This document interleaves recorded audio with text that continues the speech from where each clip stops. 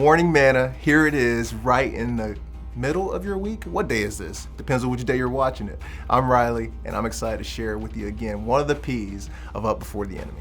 And the P word that I want us to look at today is promise. I believe we all have a promise, something that God wants us to fulfill.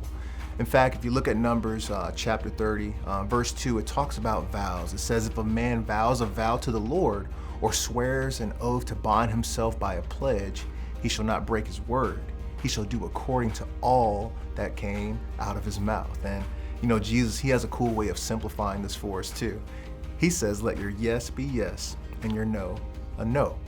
So again, when it comes to the Christian life, when it comes to being a follower of Jesus, pursuing his presence, walking in purity, a lot of the words that I say are a big deal, the promises that I intend to keep in. And this bleeds over into our relationships. So when I check in, many of you guys know that I'm a husband. I love my wife, Tasha. If you're watching this, good morning, baby. Good to see you. I ask myself the questions. Am I honoring my wife? Are we currently connected emotionally? Are we communicating well? Are we aligned spiritually? Am I the lead servant in my home?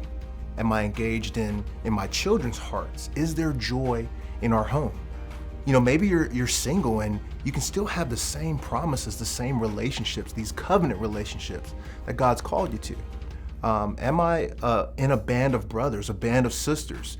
Shout out to Boss, that band of sisters sorority. Or who am I locking shields with?